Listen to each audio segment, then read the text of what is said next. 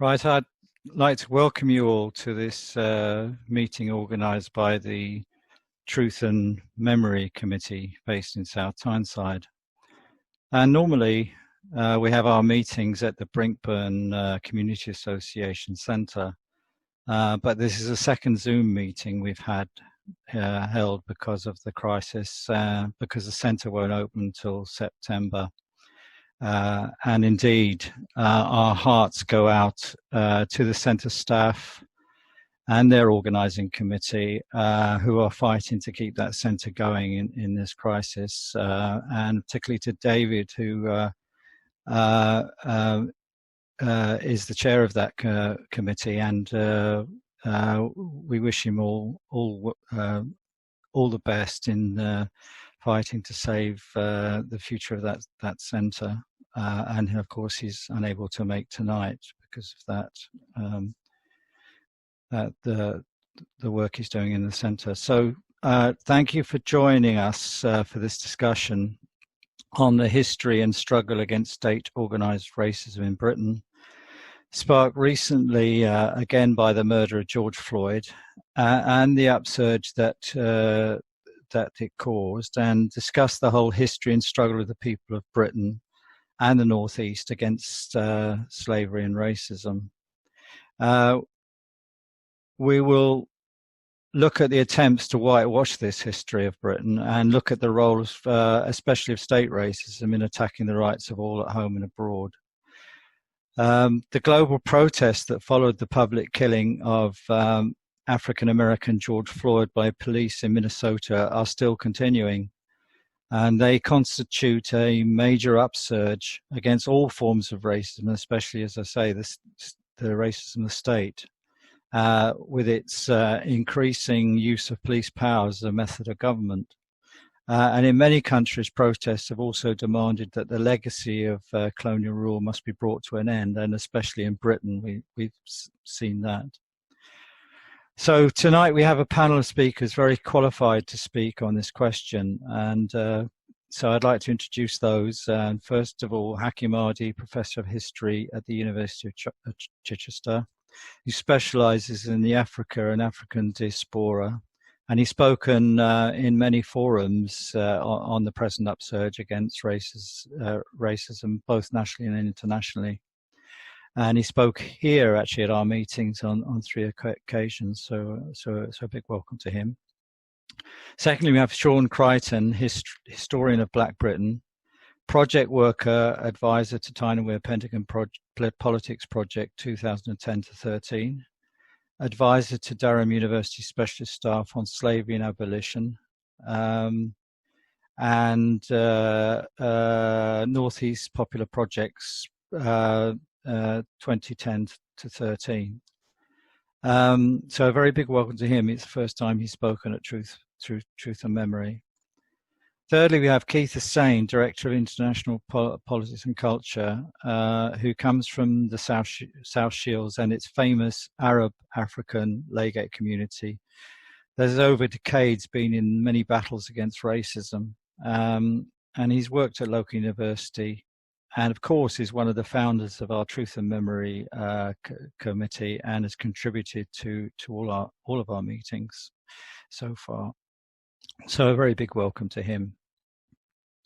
So before I introduce the speakers, I'll just to say what the form of the meeting will be. I'll ask the speakers. The speakers will speak for about 10 to 15 minutes, and then we can have a session of questions and comments to our panel, and finally they can sum up at the end of the meeting.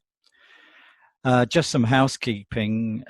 If people can keep themselves muted, and when we can come to questions, if you want to speak, use the Zoom in chat to raise your blue hand, and next it's a click on it, it'll raise a blue hand next to your name, or you can comment in the chat if you want to tell me something. I will mention this at the end, but we are going to record this for YouTube because we have a YouTube site where all of our meetings are recorded. So this meeting will be available on the YouTube's channel, but if anyone doesn't want to appear in the recording, let us know, and you can email me personally on that. Hang on.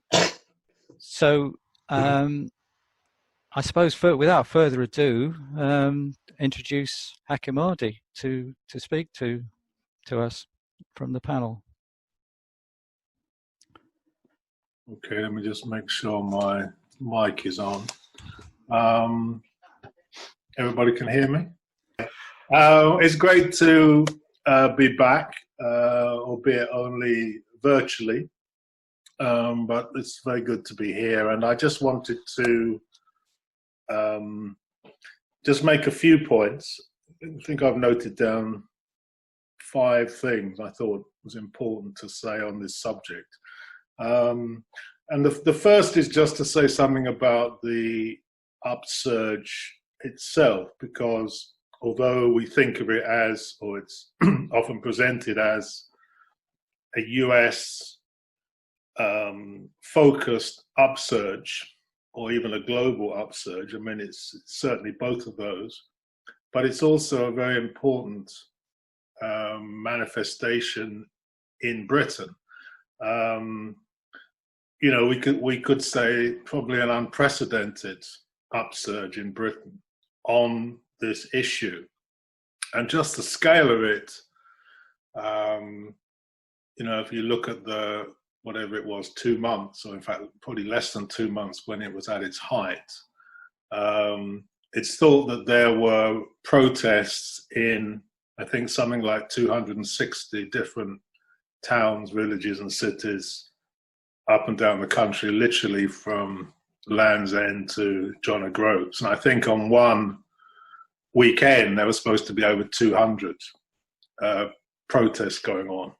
So it's an enormous, you know, kind of upsurge of, as Roger says, protests against racism, and principally state racism. If you look at, there have been obviously various reports that have come out already, and one of the features, I guess, of it is the role that young people have played in these protests and demonstrations, the role that young people of African and Caribbean heritage in particular have played, but also the kind of breadth of support which has existed for this upsurge. And when people are being questioned as to, you know, why they're participating or why they think it's important, it's rather interesting to take account of what they say, because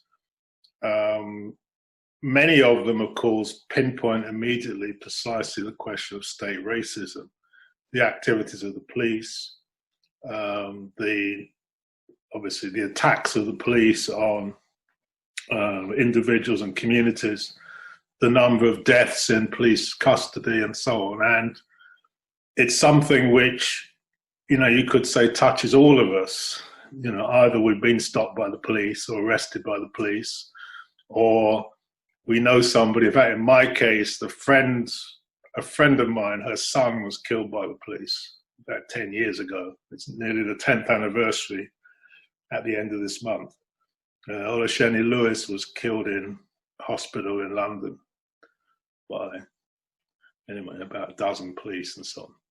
So these were the kinds of things which people highlighted and have highlighted and have shown in the placards that they've carried, and so on and so forth. The other thing which has come up a lot, and again relates to the state in various forms, is the education system, and the Eurocentric nature of the education system. And then the third thing, I guess, which has come up is the whole, we could say, glorification of essentially slavery and colonialism and those who carried out these crimes against humanity. That's probably the third area that people have highlighted.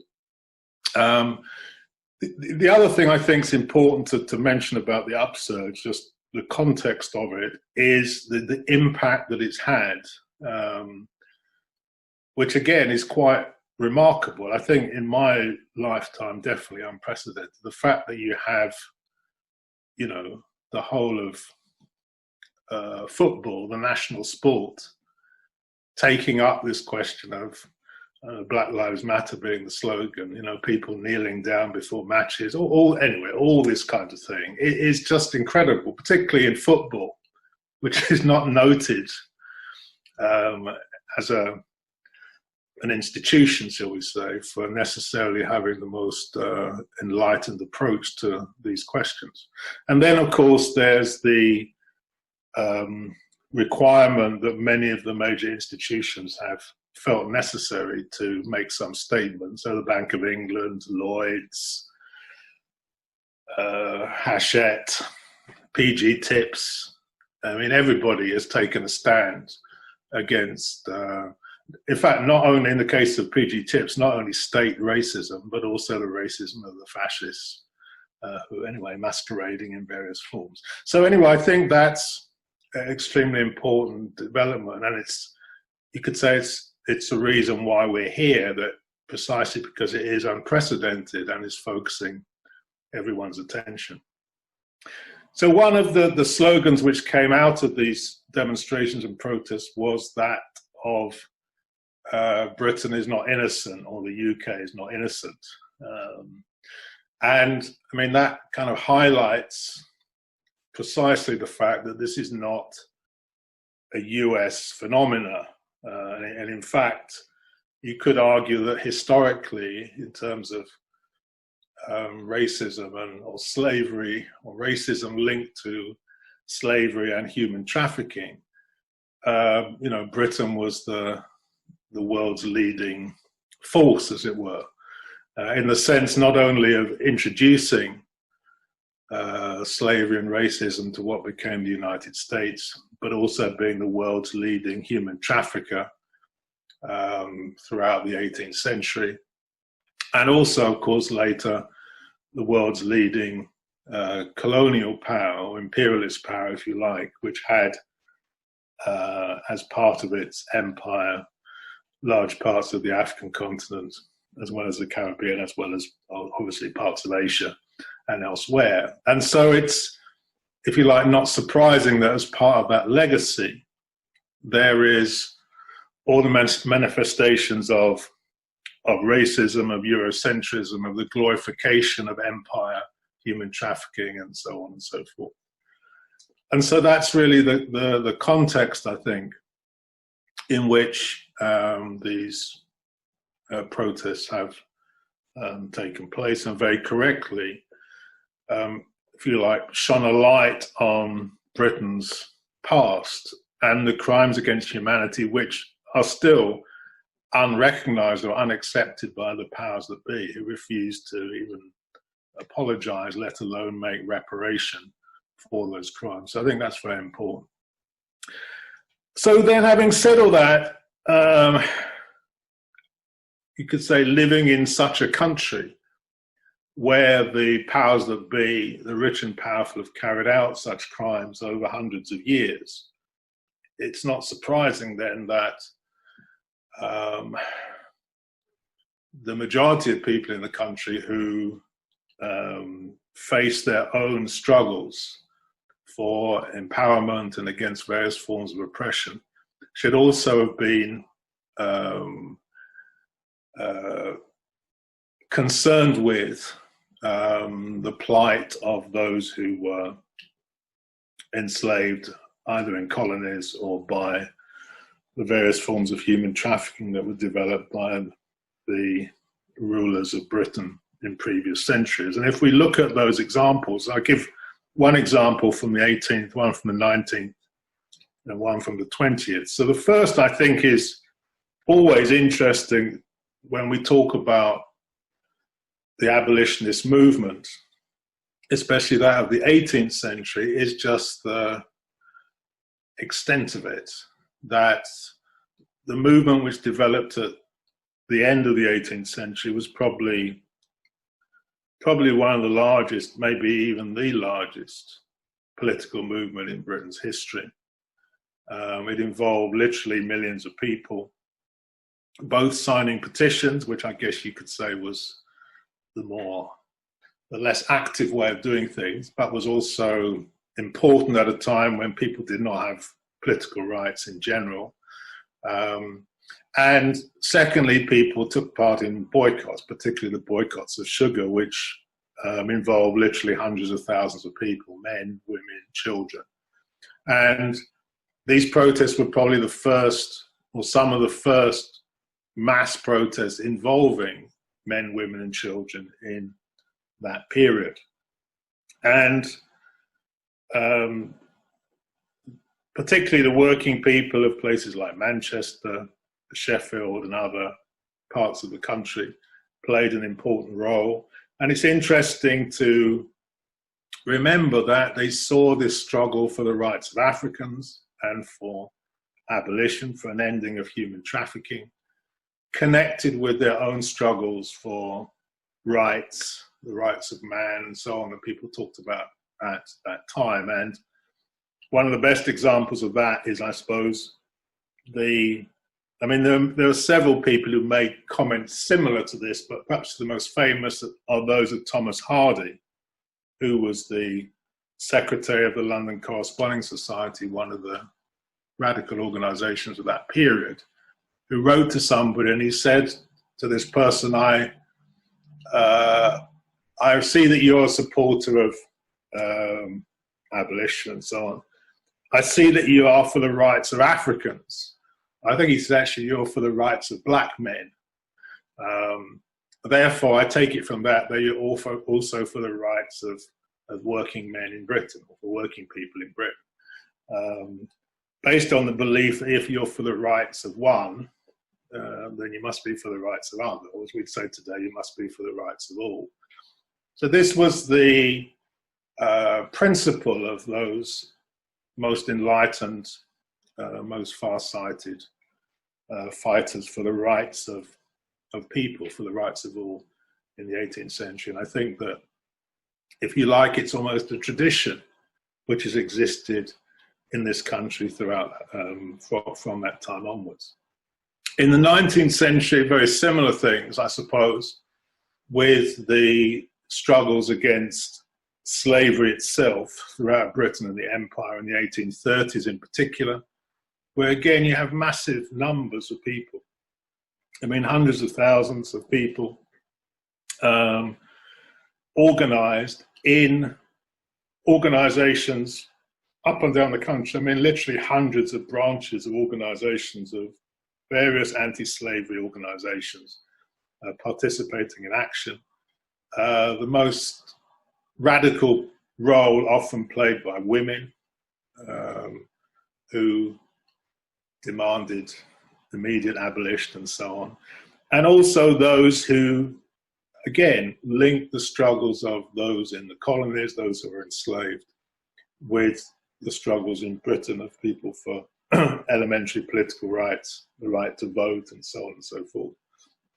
And again, there are many examples that one could mention. I suppose the most famous one is probably Elizabeth Hayrick, who was one of the most kind of determined protesters. Again, somebody who thought that people shouldn't only sign petitions, it should take an active role by boycotting sugar, who defended the rights of the enslaved to rise up and free themselves and so on, who recognized the important role of working people in the struggles for not only for an end to slavery, but for their rights in Britain and so on. So again, this tradition continued, and one could go on and on and on about such events.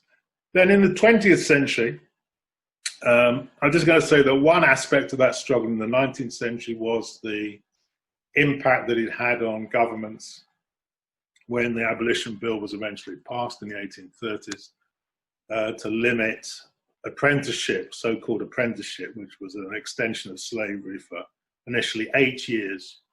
I think was reduced to 4 as a result of the struggles of people in Britain, as well as those in the colonies themselves. And then my last example from the 20th century is, I mean, again, both of the examples I've given, we could say are against state oppression, against state racism. In the 20th century, situation is a little bit different in the sense that there were well-established communities of people of African, Caribbean, and we can say Western Asian origin, those from Yemen and elsewhere, who were based in Britain, particularly in the port cities. And in the 20th century, I mean, state racism was a particular problem. Again, it's worth remembering that racism was legal until 1965, at least. And even then, can't be completely sure, but certainly until 1965, it wasn't illegal. And for those who were, as many people of African, Caribbean, Yemeni origin were seafarers, the approach of the state in cahoots with the various seamen's unions and others was to try and create divisions amongst the seafarers in general, certainly to create divisions between what we refer to as the white seafarers and the coloured seafarers, and to introduce various legislation for that purpose, such as the 1925 Colored Alien Seamen's Order and the other Aliens Acts, and in fact, all sorts of other legislation. It's amazing how much legislation was passed in the early part of the 20th century.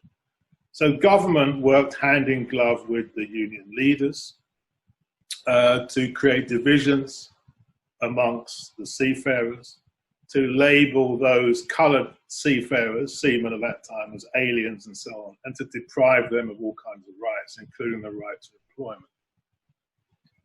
So these state attacks were opposed throughout the periods, but I think probably the most notable example in the Northeast is that occurred during in fact in 1930, after the creation of the Seamen's Minority Movement. The Seamen's Minority Movement was a kind of revolutionary trade union organization, we can say, in opposition to those trade unions like the Seamen's, like the NUS, which compromised with the owners, with the ship owners and so on.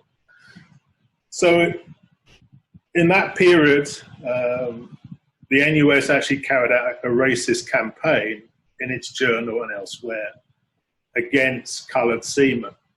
And there's a particular case in South Shields where some, in fact, Somali seamen tried to board a ship, work on a ship, were prevented from doing so by others connected with the NUS. And they fought back. They were actually attacked. They fought back. They defended themselves. They were arrested.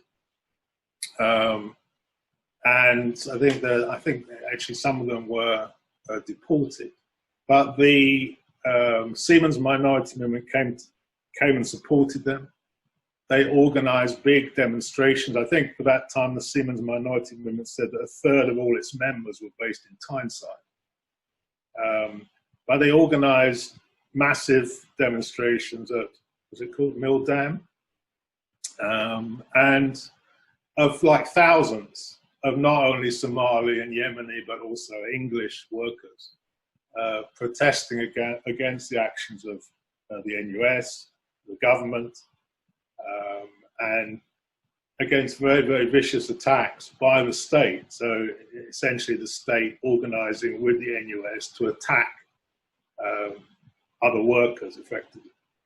But the Seamen's Minority Movement, in very difficult conditions, was very staunch. They organised a strike with sympathy strikes in Cardiff and Liverpool, anyways, in support of those Somali and other workers who had been attacked. So anyway, very, very difficult conditions, but it shows the tradition of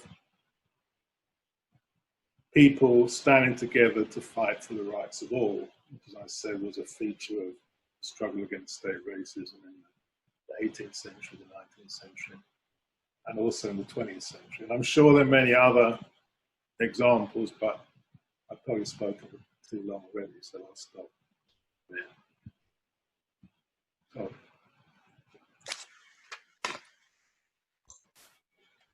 Thanks very much, Hakim. Yes, I was just about to message you a bit over time, but no, it's very important to hear that. And you finished on a topic which I think our next speaker is going to talk about, because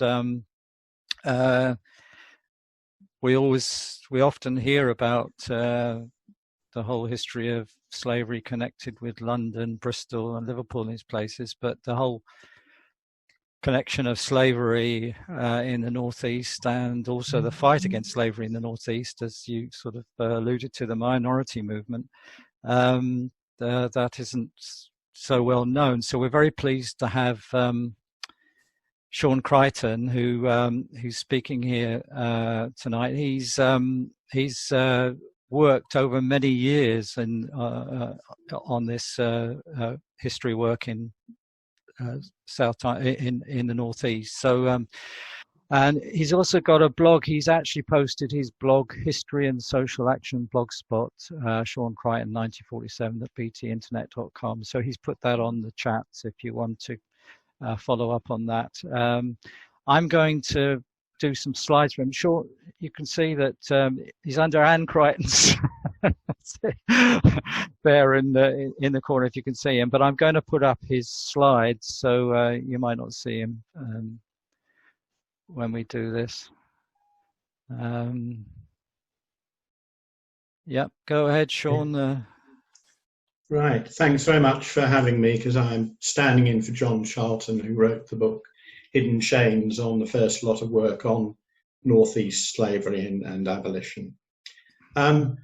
It's quite an indictment of the way British history has been taught and the closed minds of large numbers of people, that the white men who thought they were protecting Earl Grey's monument in Newcastle didn't know that he'd been the Prime Minister whose government passed the act to abolish Britain's direct involvement in slavery. Back in 1995, Rene Webb, the president of the West Indian Ex-Service Organisation, said, "A society that cannot look after its poor cannot be expected to look after its black poor." This reminds us that state racism is also linked to class. Both the white and the black working class poor live in the so-called deprived neighbourhoods, many of which have been smashed by the Thatcher government deindustrialisation policies, like in the Northeast. Under Blair's government, the Social Exclusion Unit analysis revealed that 70% of BAME residents lived in the most deprived neighbourhoods. Blair said it would take 30 years to turn this around. The Tories, when they came to power, abolished the policies and delivery agencies seeking to ensure that turnaround hasn't happened. Their austerity measures has made the situation worse. Now, I'm not saying this was done for overtly racist reasons, but it does suggest that the impact on race equalities was not considered. Today, the most public examples of state racism are the Windrush generation scandal and the abuse of stop and search powers by the police. The only reason we know about the latter is because back in 1994, the Community Police Consultative Group for Lambeth, of which I was secretary, persuaded the Labour opposition and the government to require a code of practice, which included a requirement to keep statistics. Alongside state racism is the institutional racism embedded in a large range of organisations. There was a massive failure to use the themes of the recommendations for the police in the Stephen Lawrence inquiry report to examine racism in those organisations, something I attempted to do for our members when I worked for the British Association for Settlements and Social Action Centres. The COVID crisis and the Black Lives Movement have starkly illustrated the link between the higher incidence of the virus among BAME communities linked to deprivation and of the extent of the experience of racism. The challenge is massive, and a key problem is the way in which British history has been taught in a non-truthful way, neglecting the black contribution and downplaying the way in which the British slavery business enriched the wealthy of this country at the expense of the enslaved, and here in Britain, the agricultural and working classes. Turning this round has been something activists on Black history, like Hakim, have been working on for decades. As I had already been involved in this work, I provided information on Northeast Black history in the early 2000s to the director of Shiny Row Resource and Advice Centre, who was concerned at the growing racism in response to the rehousing of refugees. Then I was support worker for the 2007 Time We're Remembering Slavery and the 2010-13 Northeast Popular Politics Project. The former led to the publication of John Charlton's book, Hidden Shames. Because it's out of print, I've put together a series of short pamphlets on the 2007 project, the slavery business involvements, the abolition movement, the support for emancipation in the USA, and the contribution made by people of African heritage. These will be on my blog site this weekend as free downloadable PDFs, and that's the first one. The incident of racism in the Northeast was starkly revealed by David Olusoga's emotional turmoil in his documentary, Revisiting Gateshead, where he grew up suffering from racist abuse and racist attacks on his home. Racism continues to be a problem around the country, from the testimony of young people about their school experiences, including in the Northeast, as was featured in The Guardian on the 30th of July. The mass unemployment growing in the wake of COVID economic crisis could be fertile ground for racist and fascist organisations. Can I just stop there, Mo? My voice is sounding a bit odd. I do have an immune condition problem, and it seems to be affecting my You're coming across fine, Sean. Am I? Okay, sorry, right. It's crucial there needs to be a major change in schools in the way British history is taught, and a lot of work in every community. Those of us who give talks on slavery and abolition and Black history know that many people say that they have to rethink British history. The 2007 project has covered a wide range of links with the slavery business involving landowners, industrialists, and politicians. It started with many Northeasterners who helped colonize North America and the Caribbean. There was investment in plantation ownership and buying enslaved Africans, such as by the De Lavals in Florida. There were Northeasterners directly involved in slave trading. The Crowley iron workers at Winlaton made shackles and hoes for the plantations. Coal was shipped to the islands. Robert Carr imported tar from Trinidad, and blocks of sugar came in for processing.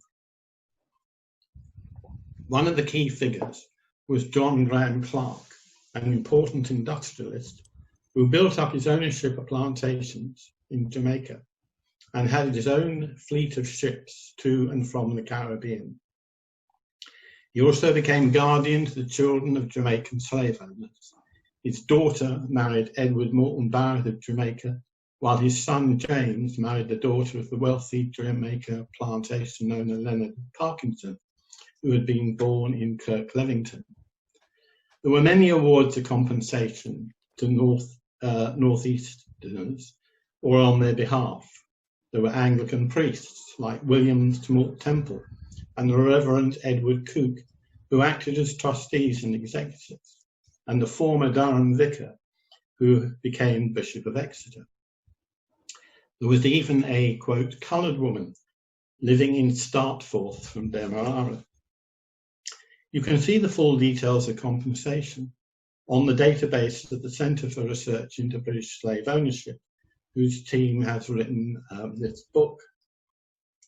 On the abolition side, Granville Sharp, who initiated legal action against slave owners in London, worked with Oludare Equiano, the leading Black campaigner and close friend of Thomas Hardy, who Hakim mentioned, and was involved in founding the colony of Sierra Leone.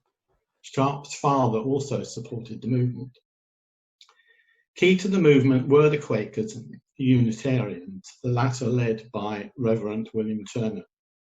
The movement received a boost with the appointment of Shrewsbury Barrington as Archbishop of Durham, who supported a number of abolitionist Anglican vicars in the region. Northumberland's Charles Grey was a committed supporter from the 1780s, working with Richard Milbank as Durham County's MP to achieve the 1807 ban on British involvement in the slave trade. There was mass petitioning and campaigning through to the end of slavery in 1838, as already mentioned by Hakim.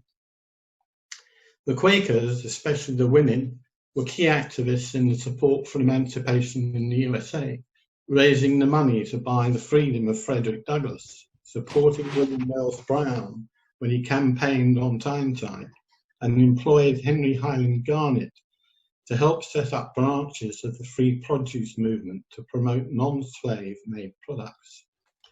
Joseph Cowan, who has spoken against slavery at his Scottish University, continued to support the cause, influential because he owned one of the Newcastle newspapers, and was a key figure in the campaign that prevented the British government recognising the Confederate States. Obviously, a lot more can be said, but time does not allow. So a few names from later on: Pablo Fank, the circus owner; James Durham of the Durham Light Infantry; Arthur Wharton, the footballer; Celestine Edwards, the anti-racist campaigner; Charles O'Neill, the Bajan doctor; and in the modern period, Ivor Cummings, born in West Hartlepool, who became a key figure in the Windrush story, and Chris Millard, the community relations activist.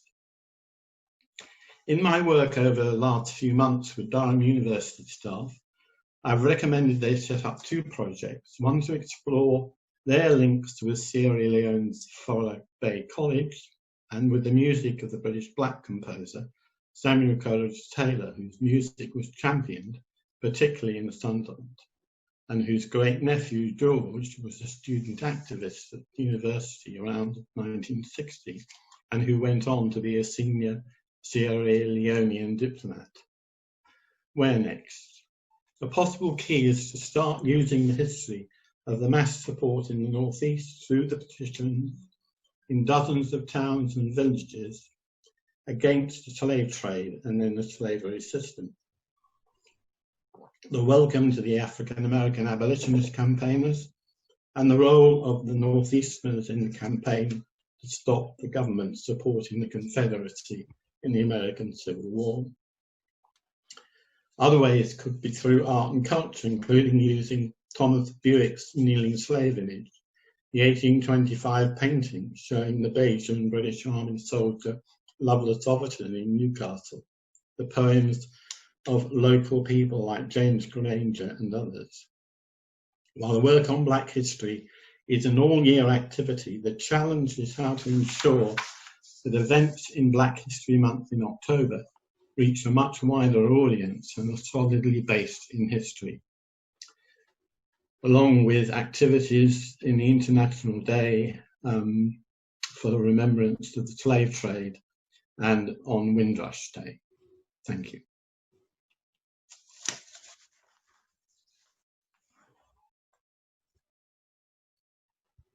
Thanks very much, Sean. I don't know what happened, but did you get the display? I didn't know. Oh, right. It may be because I wasn't on full screen. Oh, I'm sorry. We'll have to post. We'll have to post that then when we do the recording of it. My apologies. I had difficulty because I couldn't follow the script and look at the pictures. Okay.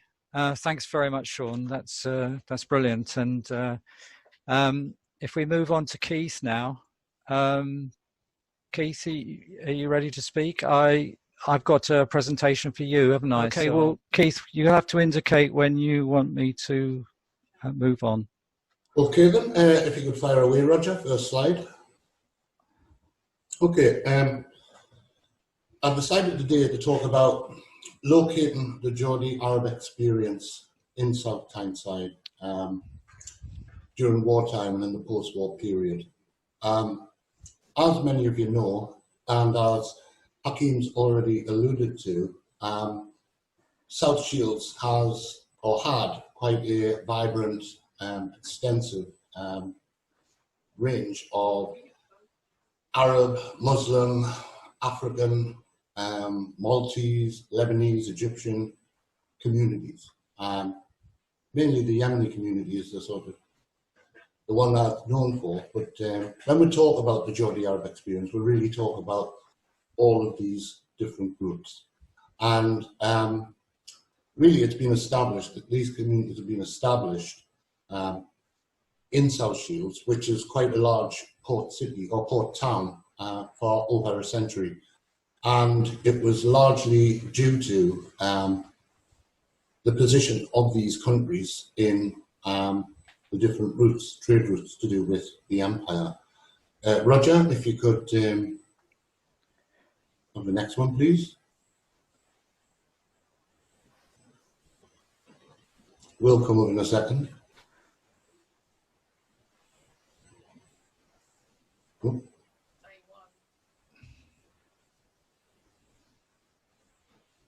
Sorry about that. I have to just restart that, Keith. Apologies. Okay. It just crashed. Right, that's okay. I'll continue talking. No. Yeah, go on. So as I said, this is really what I'd like to talk to you about today. And these communities have been established, as I said, for over a century, and many of them sort of settled in the various boarding houses and often intermarried with local women and settled in the area. So there's been quite a lot written on this, and I'll allude to that later. In particular, I'd like to talk about, I've tried to make this sort of talk, give it a little bit more of a concrete and a personal sense.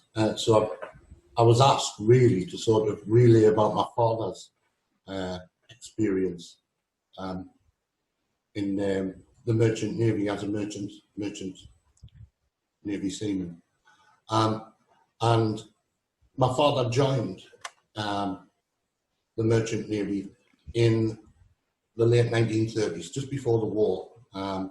And basically what happened was the empire trade routes, most of them would run through the Mediterranean, from Britain, through the Suez Canal, down the Gulf of Aden or the Red Sea, and like onto other ports in the Far East, etc.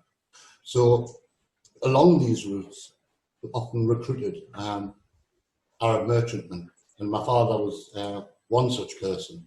And as you can see there, you can see his very first discharge book. A lot of it's written in Egyptian there, and I think he's actually only in his teens there. He lied about his age earlier to go to sea, and almost looks like a gangster, I suppose, isn't he? Very sort of startled there. But yes, it's got a date there, date of birth 1913. It was really 1916 or 1917. They didn't really keep formal records. If you have a look there at the stamp, that sort of red stamp you've got there, South Shields Police Aliens Department. So when he actually came to Britain originally in the late 1930s, he would have to sort of report, as most Arab seamen did, to the local police station, especially those that were aliens and that hadn't settled here. So next slide, please, Roger. Okay, so one of the ships that my father was on at this time was the Empire Industry, and it was basically an empire boat, which was the equivalent of a Liberty boat. They were built very cheaply, often in a couple of weeks, very, very basic conditions, and often quite dangerous work, especially in wartime. I think the highest rate of casualties per head came from merchantmen in Britain during the war, and many of those came from came from Arab communities, North African communities. And it was, I think it was around the 16th of March that his ship was sunk by the German merchant raider, Shone, which is pictured there at the bottom. Not much of a match, is it really, when you look at the respective ships, sort of bristling with guns. But anyway, I think it was the 16th of March 1941, if you want to. At this time, can I just say at this time, he had met my mother in North Shields because his ship had came in there. He'd caught malaria just before the war in West Africa, and the ship, when it came to North Shields, he was discharged to hospital where my mum was working as a volunteer, and that's actually how she came to meet him. My mum was actually born in South Shields. Her father's Brazilian, but that's another story. Anyway, what next? What next? So my mum met my dad in hospital. They began courting, and my dad went to sea, you know, and it was at this time, March 1941, the ship was sunk by the Shone. At that time, the Germans actually had a policy of picking up the survivors of the ships that they sank. What had happened was the ship had been sailing on the North Atlantic convoy, and overnight there was heavy fog. And when the fog lifted the next day, there was 3 ships that were just totally lost from the convoy in the middle of the North Atlantic. And that's when they were sort of pounced on by the Shone and the Gneisenau. Next slide, please, Roger. There's the point there you can see in the North Atlantic where it was sank. So I was very, very lucky to have been picked up. The captain, actually, of the Shone had quite an enlightened view. They were transported back to Brest in France by May 1941. And the ship, they found out that the Royal Air Force were actually going to bomb the ships through German intelligence. So all the prisoners were actually moved off to a transit camp near Hanover. If you can show me the next slide, please, Roger. So yeah, it was the first camp that my dad was at Fallenbostel, which is in between. It's really in between Bremen and Hanover. I'll show you on a map in a moment. You can see the sort of various huts that were put up there where the people lived. And I think if you look at the picture on the left, you can see some of the barbed wire around the camp. It was split into 2 or 3 halves. I mean, these were just for sort of civilians, that section of the camp. And if you'll notice, you'll see it's quite an interethnic mix there. So these will have probably, I would certainly have said almost, these would have been sailors from around the empire who had joined ships at various points: Aden, Egypt, Cyprus, Somalia, places like that. That's my dad there in the white, pictured in the white. And then the second camp that my dad went to was Stalag 3A. There's often confusion by the numbers, but most sources say it's 3A, some say it's 10. And that was at Fürstenberg, and that was just south of Berlin. So you can see really the first one was a staging post. Actually, I found out today that, thanks Roger, excellent, that the conditions in the first camp, which is there that Roger's pointing to, with the A, as I said, it's in between Bremen and Hanover. And you can see where Bremen and Hanover are there, where Roger's pointing on the map on the left. The sanitary conditions became so terrible, I suppose because so many, I think it was because so many Allied merchant ships were being sunk that the camps were sort of swelling to oversize. So they were moved to the second camp, which is Fürstenberg, which is near Berlin, where Roger's pointing there. And that's where they actually had to build the camp themselves, sometimes quite waist deep snow. A lot of the Muslims as well, basically because they had to eat really what they were given. And a lot of them broke with the eating of pork products. And that's actually how many, I mean, I suppose that's how many of them would have came to took on board, you know, sort of eating those sorts of foods for the first time. I suppose it would have been a case of eating out of starving. Generally, when my dad reached the second camp, he was actually treated quite well. It was a Weimar controlled camp. It was they would grow vegetables and things in the allotments and swap them for cigarettes and chocolates and things like that. At this time, though, my mum had lost contact with my dad. She knew his ship had been sunk and he'd been presumed dead, so she didn't really hear anything about him or from him for several years. And I think it was when he actually got to the second camp that he actually maintained contact. In that time, I think it was around about 1941 and 1944, my mum actually met somebody else and married, and it didn't actually work out. So she actually was going through a divorce at the time, by the end of the war. Next slide, please, Roger. There's a couple of photos there from the second camp, Furstenberg. These are just library pictures. Those are the huts that you could see in the slide with my father in the background, and there's the perimeter wire that you can see as well. Next slide, please, Roger. So, by around, I think it was about 1944, my mum actually received a letter for the first time through the International Red Cross from my father that I was alive.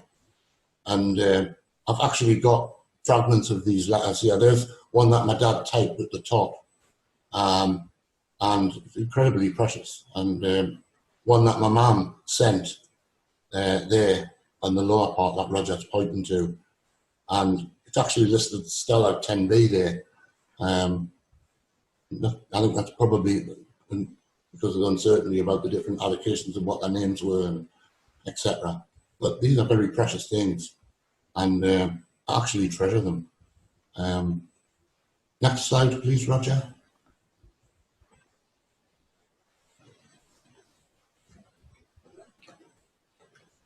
Give it a second. Yeah. So, is the one with the discharge book in there, Roger? Is the one before that? Yeah, sorry. It didn't come up, did it? No. Anyway, the other thing I was going to show you, which I'll just get it myself so I'll know what I'm doing. It was a discharge book, and it actually showed my dad's. It's supposed to be on there. We had a bit of trouble with it today, didn't we? Yeah, I don't know what's happened. Sorry. No problems. Anyway, it did show that my dad joined the ship in something like, I think it was March 1941, and then it had stamped across, served as British prisoner of war, and then the discharge date is I think it's June or July. I can't see it because it's written on June or July 1945. What happened in the interim period after my mum and my dad reconnected with each other is served the remainder of his time at the camp, and the Russians, the Weimar found that the Russians were on their way, the Red Army, and they didn't wait around very long. So basically the prisoners were left by the time that the Red Army arrived, and the Red Army sort of gave them food and rations and cigarettes, and actually set them out on refugee convoys to where they wanted to be.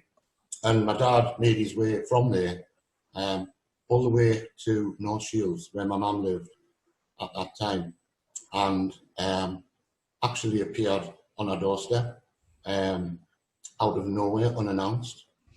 And basically they sort of settled down, married. My dad settled here under the 1948 Commonwealth Citizens Act. They left North Shields because of the sort of racism and stigma that intermarried interracial couples had at that time, and settled over the river in South Shields. And my dad became a fully fledged trade unionist and member.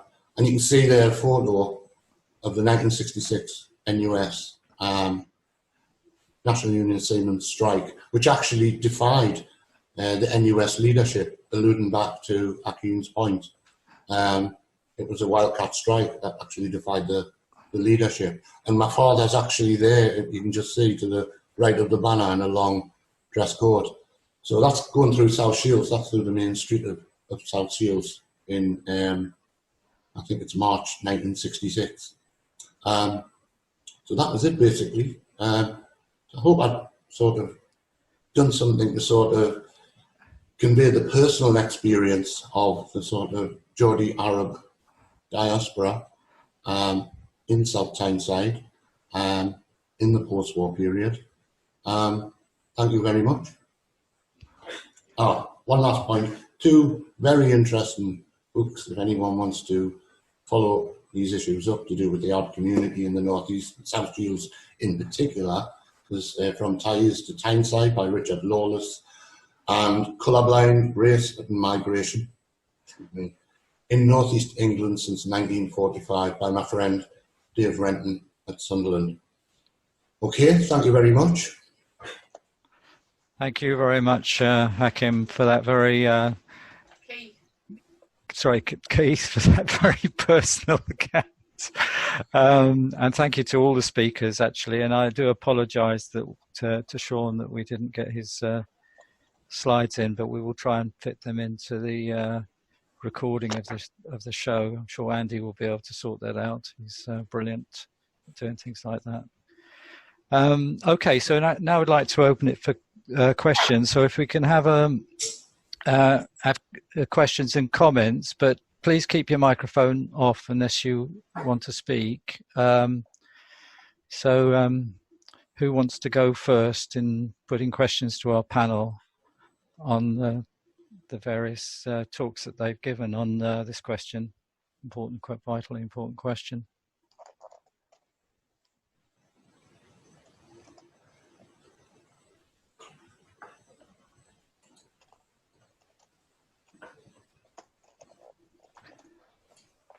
I have one question to Sean while you're thinking about this, is that my wife and I went last year, I think it was, or the year before, to the Thomas Buick Museum. It may be a small point, but we don't remember seeing anything about his work in opposing opposing slavery.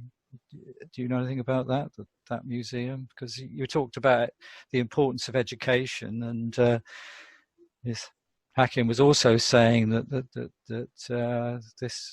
this whole history has been whitewashed. You're on mute, Sean, so you have to unmute. I visited it some time ago and did discuss that issue with them.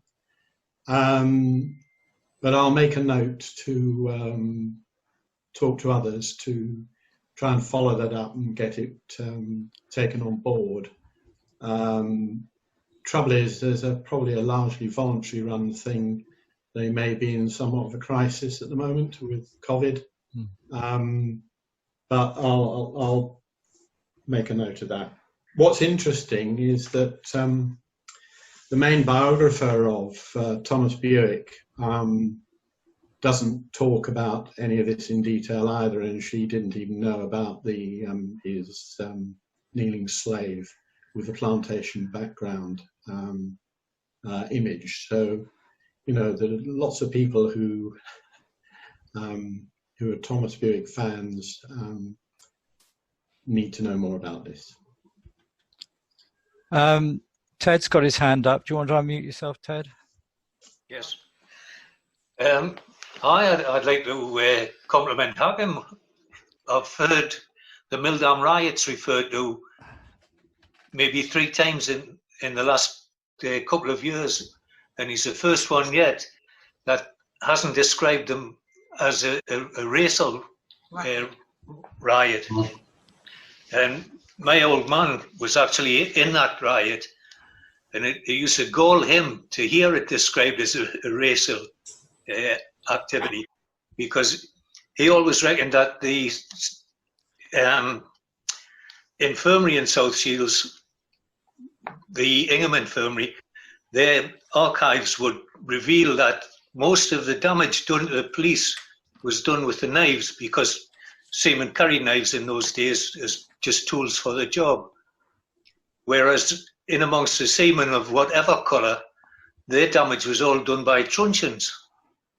And he reckoned that this would back his opinion that it had nothing at all to do with colour or race. It was simply an argument over wages. But like I say, he's the first man I've heard yet who's described it as, well, I suppose it's part of slavery, the wages that they were on. But it's nice to hear that it wasn't just my old man's opinion, that it wasn't a racial riot. Thank you, Hakim. You're welcome. I think that... Can you speak up a bit, Hakim? Sorry. Yeah, sorry. I think one of the issues with this kind of whole history of particularly the National Union of Seamen and the struggle of seafarers, it goes back a long way, even probably to the latter part of the 19th century. But effectively what happened was that the leaders of the Seamen's Union essentially worked hand in glove with the ship owners and the government, first of all, to keep the wages of some workers down. So the workers of Indian origin, African origin, Yemeni origin, and so on, were generally lower. And they were kept lower by the government, by the ship owners, and by the NUS, because obviously it benefited the ship owners to have one section of the workers with lower wages, because they could then use that to attack all of the seafarers. So the NUS should have organized all the workers. If they organized all the workers, then that could have been, that differential in wages could have been dealt with, but they didn't do that. Instead, they attacked those who had the lowest wages on the grounds that they were, cheap labor, colonial labor, and so on. That's essentially what they did. So they attempted to make worse, to exacerbate these divisions which existed amongst the seamen, and in fact did affect all seamen, because the conditions that seamen had, the nature of the work and all that kind of thing, all kinds of things were, you could say, deplorable. But this division was maintained, and it was maintained by the union leaders, by the government, and by the ship owners for, throughout a lot of the 20th century. So that sometimes created confusion, and you would have those workers who were not as enlightened as they should be, attacking seamen from, Africa or other places and so on. Then the government also introduced this question of aliens. So they then labeled some seamen aliens. But this was a completely arbitrary division, because in many cases, even technically, they weren't aliens. They came from British colonies. They were British subjects. Yemen was a protectorate, anyway, so on. So all this created confusion. And the point is that the racism, if you like, came from the ship owners, came from the government, came from the union leaders, and, if you like, was an attack on all the workers. But obviously some workers would have been confused by all these things.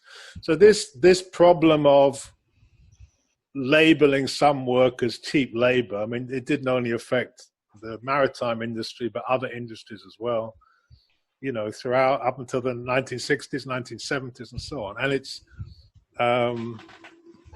one of the ways, if you like, that racism was used to create divisions and to drive down the wages of everybody. So those who stood up against it, and I gave the example of the Seamen's Minority Movement, and of course there were other organizations and other individuals, that taking that stand was very, very important. And what was said was quite right, that what happened in 1930 is labelled as a riot when it was the workers of all nationalities standing together for their rights against the ship owners, against the police, and against the NUS leaders and so on. So anyway, that's how history is presented to. It's presented in the terms of the powerful very often, not presented from the point of view of the majority of workers, or presented, you know, in a factual way. That also a way which people can learn from and draw the appropriate lessons from. These things are all presented in a confused manner, which is something we need to deal with, because then we present the truth of these things, people draw the appropriate conclusions and so on. Yeah. Keith, do you want to say something? Yeah, it's really just to sort of pick up on Ted's point and to ask Hakim some question. I think me and quite a few of the people here, a lot of them over the last 3 years have been trying to reframe these cultural and racial arguments in economic terms, you know. And like Ted said, like the Arab riots in the 1930s were really about wages. They were economic, they were a class-based issue. Now, going forward, considering that and considering how important it is for the working classes and ethnic groups to unify in order to sort of face down a common threat, and given that we're in the middle of a pandemic that's going to have terrible economic consequences over the next few years, what is the possibility of the Black Lives Matter movement solidifying with a working class base, a strong working class base in the near future? Because I think if it's to succeed, it needs to sort of join forces with working class people as well. I mean, it's important, I think, that we see people from ethnic minorities as also belonging to social classes. So do you think there's a possibility of that? Well, yes. I mean, all these things depend on us. So if we do the work, as it were, if we organize accordingly wherever we are, then I think, you know, there's every chance. I mean, we kind of refer to the Black Lives Matter or whatever movement as if it's sort of one thing, and I mean, in a way, it is one thing, but it's not as if it's one organization organizing all these protests. In many places, there's no organization organizing things. It's just people organizing. But I think what's important is for everybody to consider, you know, what is the solution to the particular problems that face people. So whether it's, you know, the question of racism is, apart from, you know, police attacks and racist laws and immigration and so on, which is, you know, something which again everybody has to take up. But these questions about education, or the fact that people from particular communities are particularly hard hit by COVID itself and so on, these are, again, questions for everybody. They're not questions that only affect certain sections of the population, because the kind of education, for example, which people get is the education that everybody gets. And it's not just that it's Eurocentric. That's one problem with it, but there are all sorts of other features of the education system, and even the way that education is organized and so on. And I mean, you could say the sort of key to it is, I suppose, who are the decision makers about all of these things.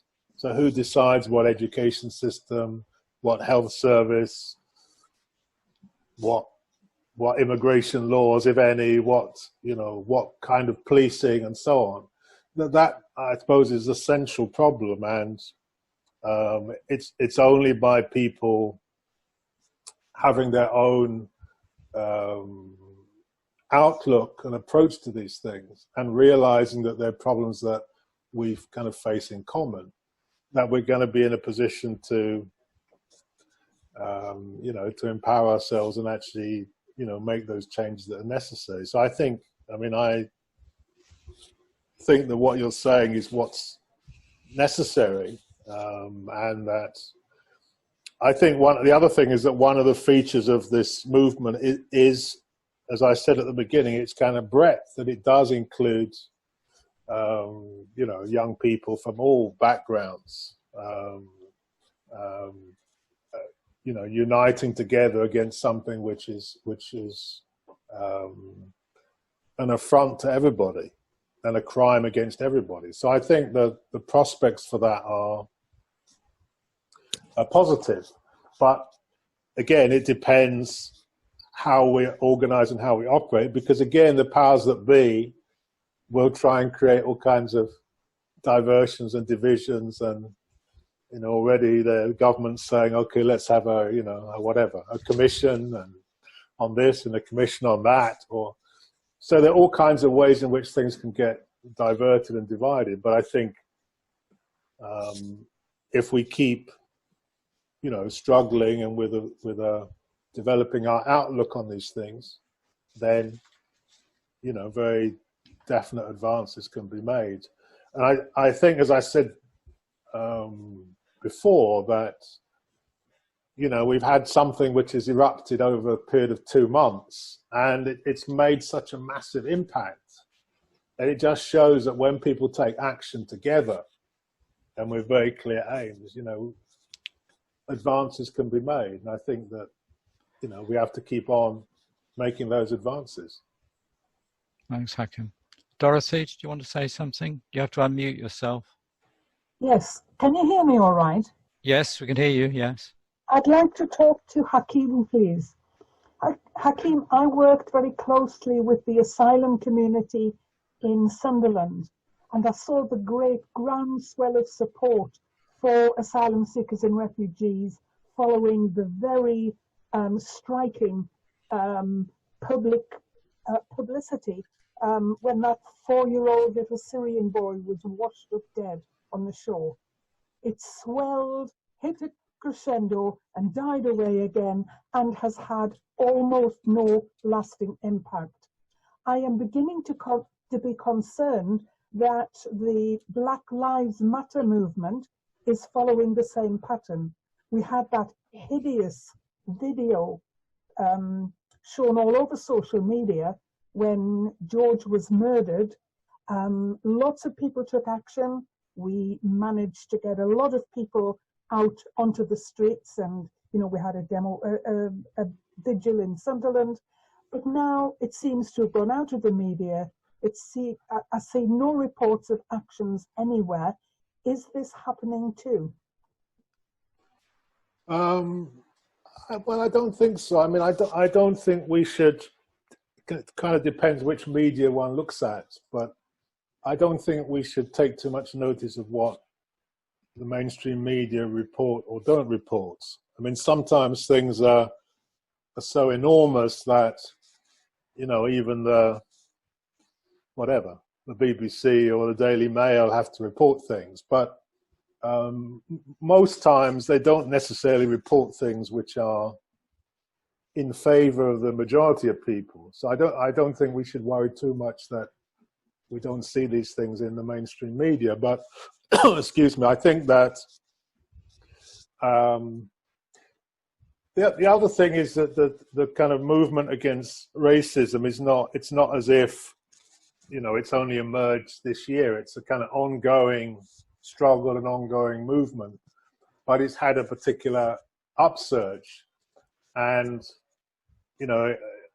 except in very exceptional circumstances, it's probably very difficult to keep it at that level. Obviously in the US maybe it's a little bit different, but here I think probably difficult to keep it at that level. But there are things which are still ongoing and which preceded this upsurge. The various struggles again. In fact, I see there's a demonstration in London, in Tottenham on Saturday, There's a whole campaign around, stop and search, which continues. There are various people active on issues of, police violence and so on and so forth. So these things continue to develop, but I mean, these things always depend on all of us to, be involved and keep things going and continue, as Keith was saying, to continue to develop the links between different campaigns and movements so that all these little streams, as it were, become one mighty torrent, as it were. So I think that's where, the kind of work is, the work continues to make sure that whatever advances have been made during this upsurge, that they continue, and that they're strengthened by allying with others and so on. So, I mean, I'm always, optimistic. I mean, I see my friends, who's I mentioned earlier, whose son was killed by the police 10 years ago. And I mean, sometimes you're kind of inspired by the strength that people have. Your son is killed by the police, but she's still, nothing's been done. She's still fighting. She's still determined. And I think many of us are determined, for various reasons. And it's that determination and conviction which keeps things going. And it's important that, we maintain that. And I'm sure that there'll be other big advances in the future. Thank you. Right, is there anyone else wanting to? Yeah, Martin's got his. Martin.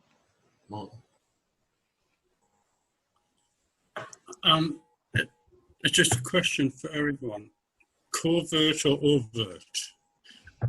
And I've worked with fighting racism in many groups over a long time. I mean, if you remember the Anti-Nazi League, ANL, and what's happened, we've become very much protective, and we're walled in our own organisations, and the bricks are getting higher, I think, and it's getting harder for like-minded organisations, like-minded groups who've got the same aims to get together and fight the battle.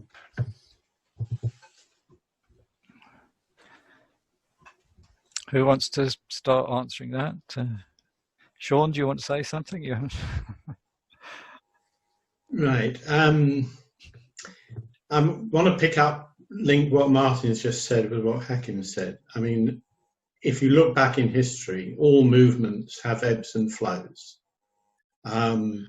And there are short-term, very broad movements. Possibly that will be the fate of Black Lives Matters in its particular current public manifestation. There is a debate about what has happened to Extinction Rebellion, and the debates going on about its future. We saw the big wave of action through that movement, but then declined, and there's now a debate going on about what the way forward is. But the important thing about the Black Lives Movement, I think, is that whether it survives in its current stage, in one sense, may not matter, because so many people have got involved in issues. And Hakim is quite right. It's about every individual and organisation taking on board the key challenges that are being posed by the Black Lives Movement. For instance, in education, I mean, Hakim must be delighted about the new level of debate about education. For those of you who don't know, he was involved in persuading the OCR GCSE exam board to produce this book on a module on migration and immigration. And one of the offshoots of that by one of the other co-authors, Martin Spafford, is a textbook specifically dealing with South Shields, which is available on the downloadable on the web. So it is about all of us doing in whatever way we can to keep this agenda, the issues and the agenda of those issues going. But Hakim mentioned Sheni's law. Now that was Sheni who was Croydon, where I live. My MP, Steve Reed, managed to get a private member's bill through to try and control the way the police operated restraint and staff in mental institutions, hospitals. The government has failed to introduce the start date for that. Now that is a good example, well, sorry, not a good example. That is an example of a government you could say is being racist, because it's just shelved that start of that protection to one side. The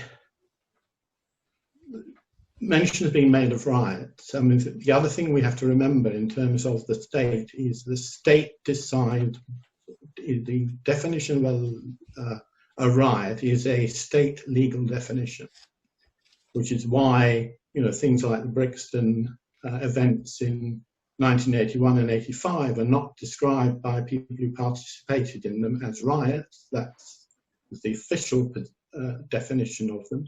They were uprisings. And I do wonder whether we should actually stop accepting the way in which many so-called riots are labelled in the way we talk about history and past events.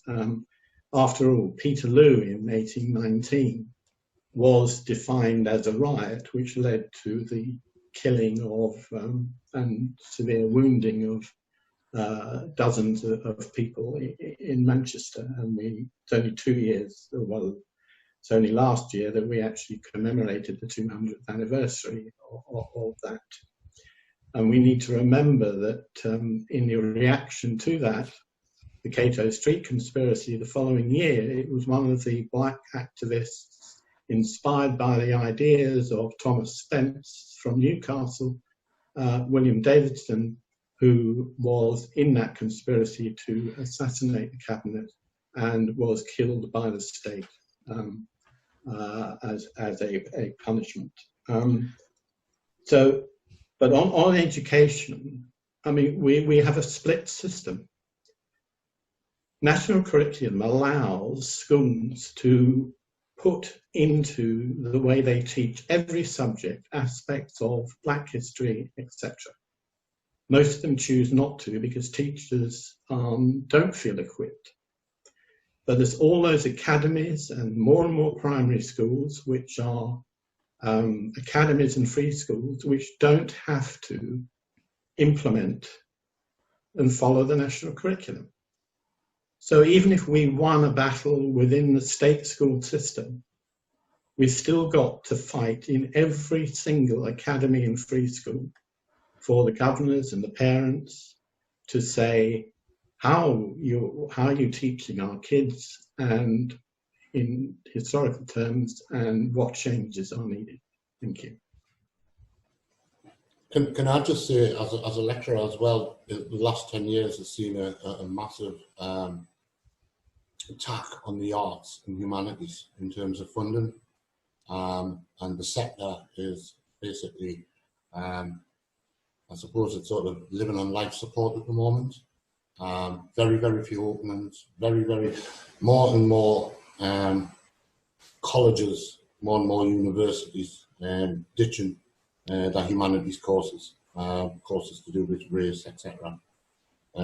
This has been a byproduct of the compulsory spending review, I think, 2012. All funding for humanities was just sort of gradually dissolved by 2017, 2018. Right. We've reached 8 o'clock, which was when we were publicised to finish. Is there any questions that anyone has before I ask the speakers to sum up? Any burning questions? Okay. Maybe you go in the same order, Hakim. You start and sum up the situation as you see it. Well, I mean, I think that there's all kinds of things that could be said and which come out of everything which has been discussed. I mean, I think one of the key things which sort of emerges for me is the role of the state and the powers that be in the we can say the implementation of racism. I think somebody asked a question about covert or overt, or anyway, I can't quite remember, but you know, if we look at this whole history going back to whenever the 17th century, it's the rich and powerful and their state which have been at the center of you know, the oppression of people, whether in Africa or the Caribbean or Britain, and the development of racism, both as a kind of ideology, if you like, a set of ideas, but also as a practice. And, you know, we still see that today with the police, with the courts, with the immigration laws, with the so-called nationality acts and so on, just as we did in the 1920s and 1930s, the Aliens Act and so on. So it seems to me that as long as